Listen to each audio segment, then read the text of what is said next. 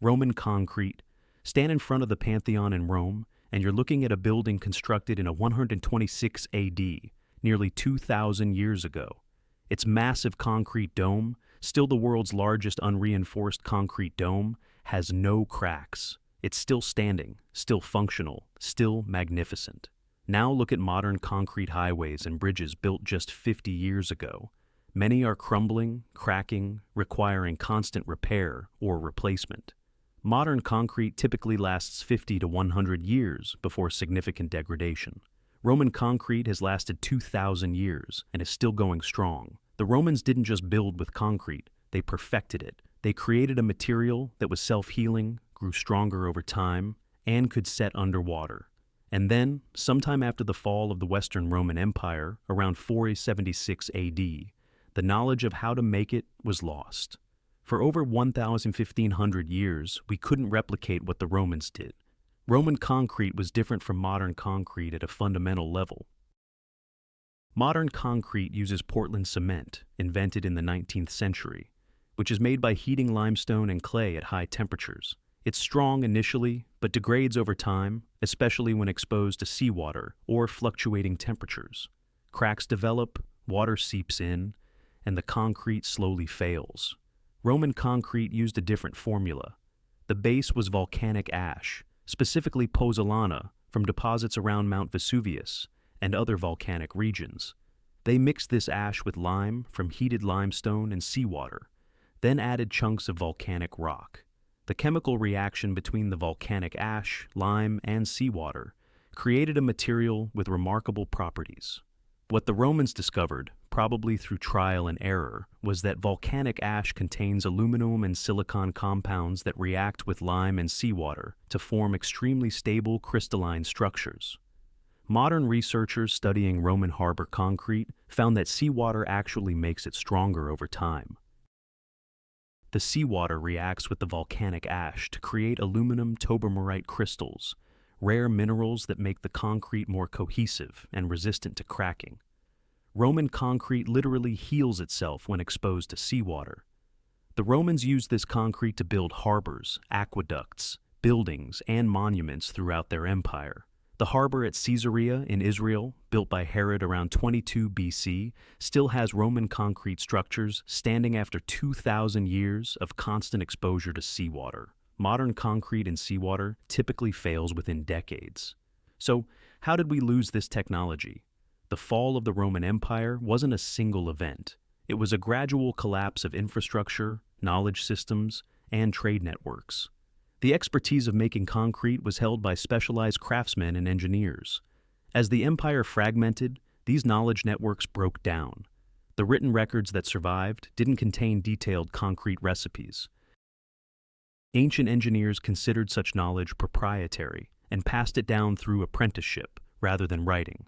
Additionally, Roman concrete required specific ingredients: volcanic ash from specific regions, access to seawater for marine construction, and lime in precise proportions. As centralized Roman industry collapsed, the supply chains for these materials broke down. Medieval builders had access to some Roman texts about construction, but without the practical knowledge of proportions, techniques, and materials, they couldn't replicate the results. For over a millennium, Roman concrete structures stood as mysterious monuments. Medieval and Renaissance builders looked at them with awe but couldn't reproduce them. They developed alternative construction methods. Gothic architecture with its flying buttresses and pointed arches was partly a solution to building large structures without Roman concrete. It wasn't until the 21st century that scientists fully understood what made Roman concrete special.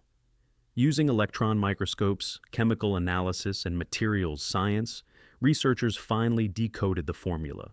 Studies published in 2013, 2017, and 2023 revealed the chemical processes that made Roman concrete self-healing and increasingly strong over time. Damascus Steel. For centuries, blades forged from Damascus steel were legendary. Swords made in the Middle East from this material could supposedly cut through European swords, slice a silk scarf falling through the air, and maintain their edge through countless battles. The steel had a distinctive wavy pattern on its surface, like flowing water frozen in metal. Warriors prized these weapons. Blacksmiths tried desperately to replicate them. And then, sometime around 1750 AD, the technique for making true Damascus steel was lost. Damascus steel, also called Wootz steel, was made from Wootz ingots produced in India and forged into blades in Damascus and other Middle Eastern cities. The steel had carbon nanotube structures and cementite nanowires, features that materials scientists didn't discover until the 21st century, but that ancient smiths created through their forging techniques. The process began with Wootz ingots, special steel made in India through a crucible process.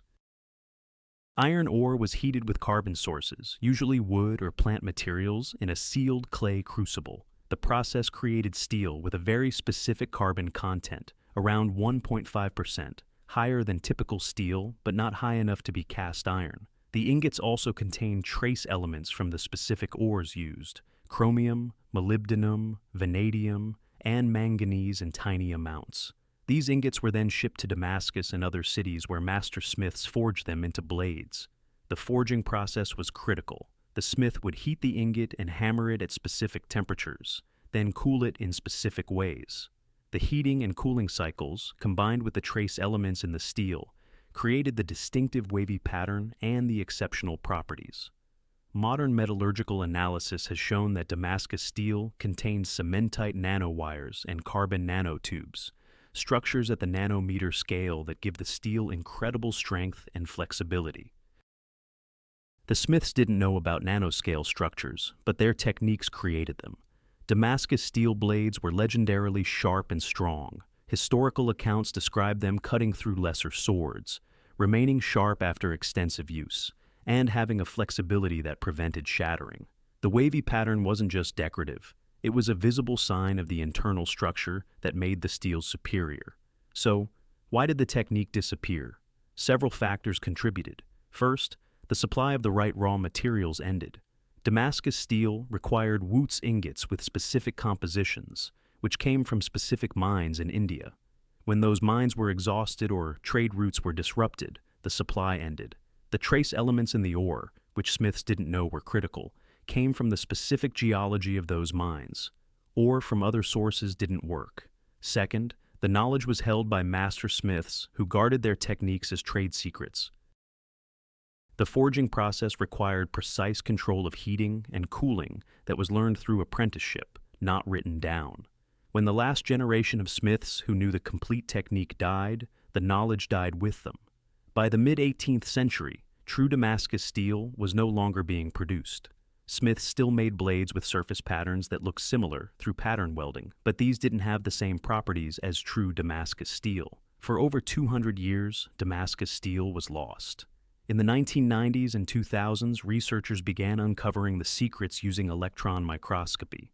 In 2006, a German metallurgist successfully recreated Damascus steel using techniques informed by modern research. But even with our understanding, replicating it consistently remains difficult. Greek fire. In 674 AD, Arab forces besieged Constantinople, the capital of the Byzantine Empire. The city seemed doomed. Then the Byzantines unleashed a new weapon that turned the tide of battle: Greek fire. This incendiary substance could burn on water, couldn't be extinguished by conventional means, and was sprayed from ships through bronze tubes, incinerating enemy fleets. For over 800 years, Greek fire protected the Byzantine Empire. Then the formula was lost, and to this day, we don't know exactly what it was. Greek fire was developed around 672 AD, allegedly by a Syrian engineer named Kallinikos, who fled to Constantinople. The weapon was a closely guarded state secret. The formula was known only to the emperor and a few trusted officials. It was never written down in detail, security through obscurity taken to the extreme. Historical accounts describe Greek fire as a liquid that could be projected through tubes using pumps or pressure.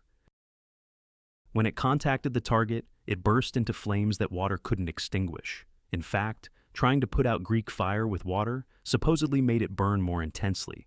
It floated on water, so when used in naval warfare, it would spread across the sea's surface, creating walls of flame that destroyed enemy ships. The Byzantines used Greek fire with devastating effectiveness. In multiple Arab sieges of Constantinople, in 674 to 678, and again in 717 to 718. Greek fire was decisive in destroying Arab fleets and saving the city. The Arabs called it Roman fire and feared it deeply. Byzantine ships equipped with siphons could destroy entire enemy fleets. For centuries, the Byzantines maintained their monopoly on Greek fire. They used it in naval battles throughout the Mediterranean. Enemies desperately tried to capture the secret, but Byzantine security held. Sailors who operated the weapons were sworn to secrecy. Then, as the Byzantine Empire declined, Greek fire disappeared from history. The last confirmed use was in the 11th or 12th century. By the time Constantinople fell to the Ottomans in 1453, Greek fire was already a legend. The formula was lost. What was Greek fire? We have theories, but no certainty.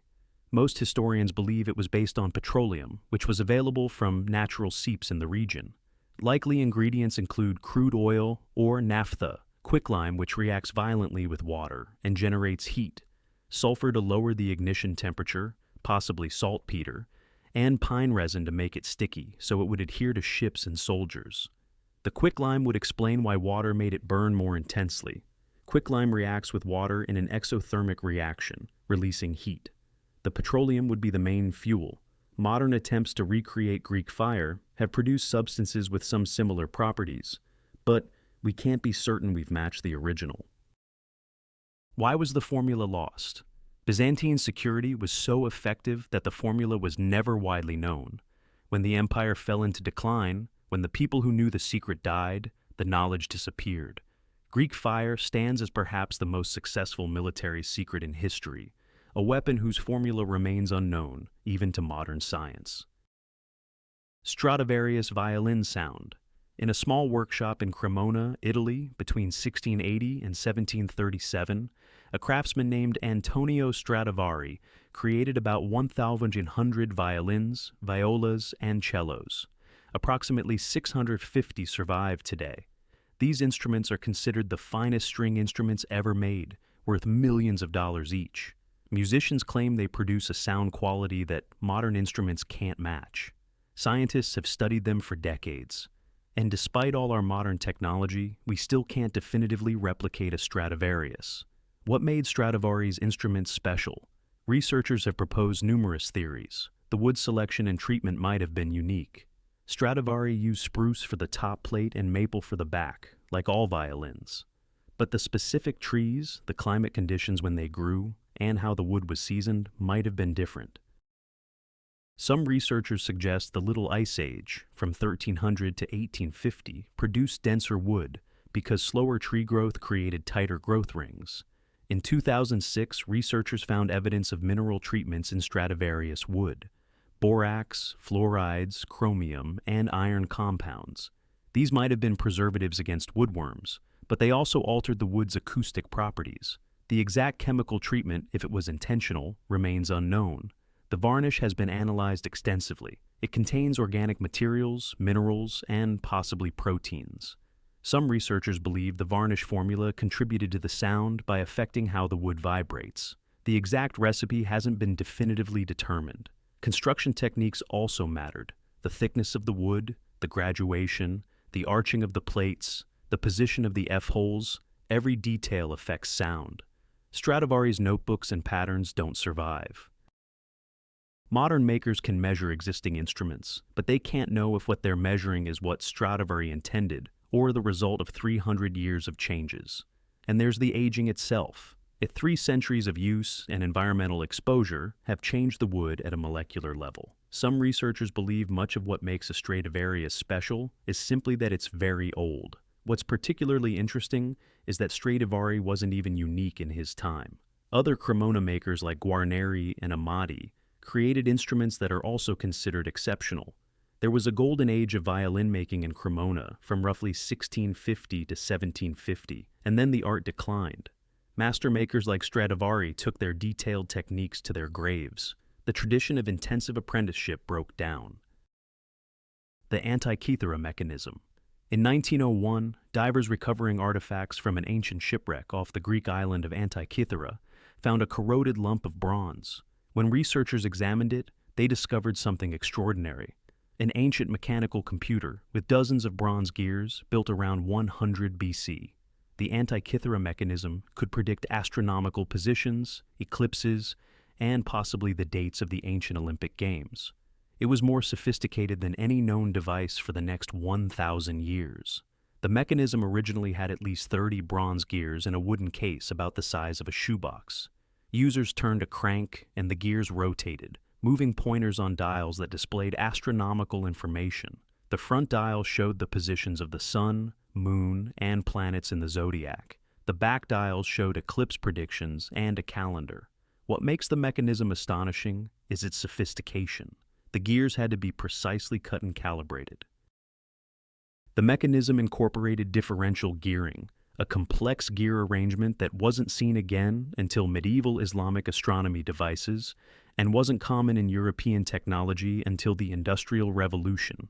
It compensated for the elliptical orbit of the moon, showing astronomical knowledge we thought didn't exist until much later. For decades after its discovery, researchers couldn't fully understand what the mechanism did. In 2005, new CT scanning technology allowed researchers to create detailed 3D models of all the surviving fragments, including reading inscriptions on internal parts that had never been visible. These studies revealed it had at least 37 gears, displayed multiple astronomical cycles simultaneously, and predicted eclipses years in advance. The mechanism demonstrates that ancient Greeks possessed precision metalworking capabilities we didn't know they had. Creating the gears required tools capable of cutting precise teeth in bronze. Designing the gear train required mathematical understanding of gear ratios and astronomical knowledge. Who built it? We don't know. Some researchers attribute it to the school of Archimedes or Hipparchus, but no ancient text mentions such a device. Why did the technology disappear? Perhaps only a few craftsmen knew how to make these devices. Perhaps they were rare luxury items. Perhaps the Roman conquest of Greece disrupted technical traditions. What's certain is that nothing comparable appears in the historical record for over 1,000 years. The Antikythera Mechanism represents a technological peak that wasn't reached again for over a millennium. Baghdad Battery.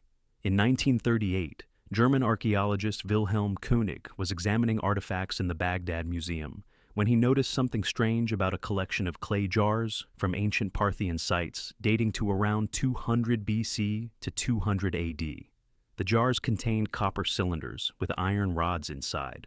König proposed these might have been primitive batteries, devices for generating electricity over 2,000 years ago. The claim is controversial, but if true, it represents electrical technology that wasn't rediscovered until the 18th century. The Baghdad Battery consists of a clay jar about 5 inches tall. Inside is a copper cylinder sealed with asphalt. Through the asphalt seal runs an iron rod that doesn't touch the copper. If you fill the jar with an acidic liquid like vinegar or wine, you create an electrochemical cell that generates about 1 to 2 volts of electricity. König proposed that ancient people used these devices to electroplate gold onto silver, a technique that would have required electricity. Other researchers suggested they might have been used for electroshock therapy. Ancient medical texts mention treatments involving tingling that might describe electric shocks, or perhaps for religious magic. Imagine a priest touching a golden statue and making worshippers feel a shock. The controversy around Baghdad batteries is significant. Many archaeologists are skeptical. No wires or conductors have been found that would be necessary to use the batteries for anything. No ancient texts mention electricity or applications that would clearly require it. The jars might have had completely different purposes like storage or ritual objects, and the battery interpretation is reading too much into them. Only a few examples exist, which is odd if they were practical tools. However, replicas of the Baghdad Battery design do produce electricity. In 2003, Mythbusters built replicas using ancient materials and successfully generated voltage. Other experiments have shown that connecting several cells in series could produce enough voltage for electroplating. If the ancient Parthians or earlier Mesopotamian cultures did discover electricity, why didn't the technology develop further? Why didn't it lead to electric lighting, motors, or other applications? Why was it apparently forgotten? The devices might not have actually been batteries, and their ability to generate electricity was accidental and unknown to their makers. They might have been batteries, but the applications were so limited, maybe just electroplating or tricks, that the technology didn't seem worth developing. The knowledge might have been held by a small group of priests or craftsmen and was lost when that group disappeared. The technology might have existed but was seen as magical rather than scientific, so it wasn't systematized or developed. The Baghdad Battery remains controversial, but it represents the possibility that ancient people discovered electrical phenomena and may have even found practical applications, only for the knowledge to disappear. Whether we've lost a real ancient electrical technology or just found artifacts we're misinterpreting remains debated. Incan stone fitting. If you visit Cusco, Peru, you can see walls built by the Inca Empire that are over 500 years old. The stones fit together so precisely that you can't slip a razor blade between them. The stones aren't rectangular. They're irregular polygons of different sizes, yet they fit together perfectly. Many weigh several tons. No mortar holds them together, just friction and gravity. And some have survived multiple earthquakes that destroyed Spanish colonial buildings built on top of them. The precision of Incan stonework is remarkable. Stones have multiple angles, complex curves, and yet fit together with gaps smaller than a millimeter. The surfaces where stones meet are perfectly flush. And this isn't just for small decorative work, it's for massive architectural stones weighing up to 120 tons. How did the Inca achieve this without iron tools? They were a Bronze Age culture. They had no wheels for moving stones. They had no written mathematical or engineering texts. They had no modern surveying equipment. We don't know for certain. The Spanish conquistadors who conquered the Inca Empire in the 1530s never documented the stoneworking techniques in detail. The Inca had no writing system, so there are no Incan texts explaining their methods. By the time archaeologists and engineers began seriously studying Incan construction, the knowledge had been lost for centuries. Theories about Incan stoneworking techniques include using harder stones to gradually abrade and shape softer stones, a process called abrasion and pecking. This could work, but would be extremely time-consuming for such large stones. Thermal techniques involved heating stones with fire and then rapidly cooling them with water to crack them along desired lines. Some experiments have shown this can work, but controlling it precisely enough for the observed fits seems challenging. Precision measuring and cutting meant creating templates and using bronze tools with abrasives to cut stones to exact specifications. But this requires precision instruments and knowledge the Inca supposedly didn't have. Trial and error fitting meant repeatedly placing stones, marking where they don't fit, removing material, and trying again until achieving a perfect fit. This could work, but would require enormous labor and time. Modern experiments have attempted to replicate Incan techniques using Bronze Age tools. Some researchers have achieved good results using combinations of pecking, abrasion, and careful measuring. But the time required is enormous. Shaping and fitting a single large stone could take months. Yet the Inca built entire cities with this level of precision. Some researchers propose the Inca had specific techniques we haven't figured out. Legends among modern Peruvian stoneworkers speak of plant extracts that could soften stone, making it easier to work. Scientific analysis has found no evidence for such chemicals, and it would violate our understanding of geology, but the legend persists. What's certain is that Incan stoneworking represents a technological achievement we struggle to replicate even with modern tools. Contemporary masons say that creating such precise fits in irregular polygonal stones of that size would be extremely difficult and expensive even with power tools, laser levels, and computer-aided design. The technology was lost when the Spanish conquered the Inca Empire. The Spanish weren't interested in preserving Incan engineering knowledge. They wanted gold and to impose European culture. Incan craftsmen were killed, died from European diseases, or were forced into other labor. The apprenticeship systems that passed knowledge from masters to students were destroyed. Within a generation or two, no one remembered the exact techniques. Today, Incan stone walls remain as monuments to a lost technology. We can appreciate the results, we can theorize about methods, but we can't definitively say this is exactly how they did it. The precision stoneworking technology of the Inca is gone.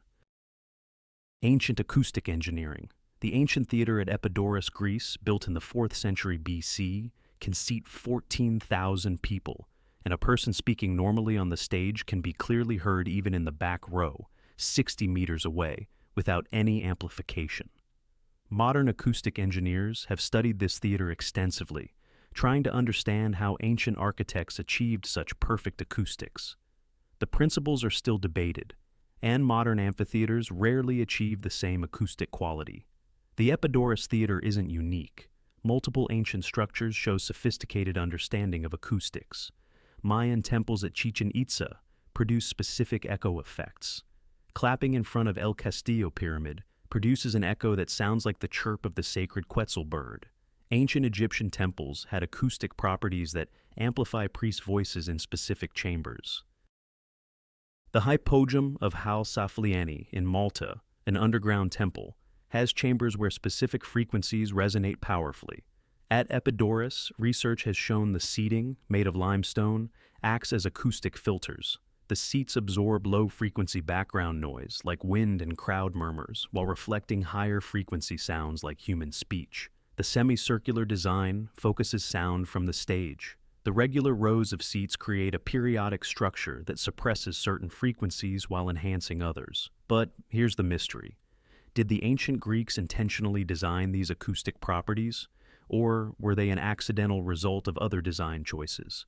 We have no ancient texts that describe the acoustic theory behind theater design. Vitruvius, the Roman architect, wrote about theater acoustics, but his explanations don't fully match modern understanding. Modern researchers, using computer modeling and acoustic analysis, have decoded how the Epidaurus Theater works. But we don't know if the original architects understood these principles in the same way. They might have developed the design through trial and error, creating empirical knowledge without underlying theory. The acoustic knowledge appears to have been partially lost. Roman theaters don't match Greek theater acoustics. Medieval and Renaissance builders didn't replicate these acoustic properties. Their theaters often had poor acoustics. It wasn't until modern acoustic engineering, developed in the 19th and 20th centuries, that we began intentionally designing performance spaces with acoustic properties comparable to ancient theaters. Some ancient acoustic effects seem deliberately designed but are barely understood. At Chichen Itza, the echo effect from El Castillo is remarkably specific. It closely mimics the Quetzal bird's chirp. Acoustic analysis shows this isn't accidental. The pyramid's step dimensions and angles create this specific echo. But we have no texts explaining that Maya architects designed this effect intentionally. At the Hypogum in Malta, certain chambers have resonance frequencies around 110 Hz. When tones at this frequency are produced, the sound resonates powerfully throughout the chambers. Some researchers believe this was used for ritual purposes, perhaps to induce altered states of consciousness, as certain sound frequencies can affect brain activity. But again, we have no text confirming this was intentional. The acoustic engineering of ancient structures represents knowledge that was either partially lost or never fully articulated. Ancient builders achieved acoustic effects we struggle to replicate, but whether they fully understood what they were doing or worked from empirical trial and error remains unknown. Either way, the specific techniques and possibly theoretical understanding were lost. Egyptian blue pigment. Egyptian blue is the first synthetic pigment ever created, invented in ancient Egypt around 2500 BC. It's a brilliant permanent blue color that doesn't fade even after thousands of years. The pigment was used extensively in Egyptian, Roman, and Greek art. Then, around 800 AD, the formula was lost. For over 1,000 years, no one could make Egyptian blue. The vibrant blue that covered ancient temples was a mystery. The pigment's composition is calcium copper silicate, making it requires heating a mixture of silica or sand, copper-containing minerals, calcium from limestone, and an alkali like natron to temperatures between 800 and 900 degrees Celsius, then maintaining that temperature for several hours. The precise conditions create the specific crystalline structure that gives the brilliant blue color. Egyptian blue was used everywhere in ancient art. It appeared on tomb walls, on sculptures, on pottery, on palace decorations. It was a prestige color associated with the heavens and the gods. The Romans called it caerulum and used it extensively in frescoes, including those at Pompeii. Then production stopped. By the medieval period, the formula was lost. Renaissance artists looking at ancient artworks could see the brilliant blue but couldn't reproduce it. They tried various blues like ultramarine from lapis lazuli, azurite, and indigo, but none matched Egyptian blue's particular shade and properties. Why was the formula lost? Probably economic and technical factors. Egyptian blue required high-temperature firing and specific ingredients. As the Roman Empire collapsed, the industrial infrastructure to produce it at scale disappeared. Simpler blue pigments from natural minerals were easier to obtain. Medieval artists didn't have access to the high-temperature kilns needed for Egyptian blue production. The formula remained lost until 1814, when Italian chemist Vittorio Tecchi analyzed ancient Roman pigments and determined their composition. In 1889, German chemist Christian Wilhelm Blomstrand successfully synthesized Egyptian blue in the lab, recreating the ancient formula. Modern analysis has revealed additional properties of Egyptian blue that the ancients might not have known about. The pigment has unique infrared properties. Under certain light, it fluoresces in the near-infrared spectrum. This has helped researchers detect Egyptian blue on ancient artifacts, where it's not visible to the naked eye due to degradation. Some researchers speculate the infrared properties might have been known to ancient Egyptians. Perhaps under certain lighting conditions like firelight or specific angles of sunlight, paintings would appear to glow or change appearance. But this is speculative. We have no texts describing such effects. Egyptian blue represents a technology that required sophisticated chemical knowledge and high-temperature industrial processes. The ancient Egyptians developed this technology through experimentation and used it for 3,000 years. Then the knowledge was lost for over 1,000 years until modern chemistry rediscovered it. Ancient surgical techniques. Ancient medical texts describe surgical procedures and tools that seem remarkably advanced. Then, during the medieval period in Europe, much of this knowledge was lost. Techniques that ancient physicians performed routinely weren't rediscovered until the Renaissance or later. Some ancient surgical knowledge still hasn't been fully recovered. The Edwin Smith Papyrus, an Egyptian medical text from around 1600 BC copying material from even earlier, describes 48 surgical cases including skull fractures, spinal injuries, and brain surgery. The text shows systematic diagnosis, prognosis, and treatment planning. Ancient Egyptian physicians performed trepanation, which means drilling holes in skulls to relieve pressure. They set broken bones and performed minor surgeries. Sushruta Samhita, an Indian medical text from around 600 BC, describes over 120 surgical instruments and 300 surgical procedures, including plastic surgery, cataract removal, and cesarean sections. The text includes detailed instructions for rhinoplasty, or nose reconstruction, a procedure that wasn't successfully performed in Europe until the 18th century. Sushruta described using skin grafts from the forehead to reconstruct noses, a technique called the Indian method when Europeans finally learned it 2,000 years later. Roman physicians like Galen in the 2nd century AD performed complex surgeries including cataract operations, bladder stone removal, and brain surgery. They had sophisticated surgical instruments like scalpels, forceps, probes, retractors, and bone drills that wouldn't look out of place in a modern surgical kit. Then much of this knowledge was lost in medieval Europe. Several factors contributed. Many ancient medical texts were lost when libraries burned or weren't copied. Greek and Roman medical knowledge survived better in the Islamic world than in medieval Europe. The medieval Catholic Church discouraged dissection and certain surgeries. Medical practice became separated from academic medicine. Surgeons were often barbers rather than physicians. Roman medical schools and hospitals disappeared. The apprenticeship systems that passed surgical skills from master to student broke down. Ancient physicians like Galen performed dissections. Medieval European physicians had limited anatomical knowledge because dissection was restricted.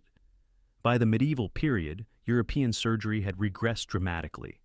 Procedures that Roman physicians performed routinely were considered impossible or weren't attempted.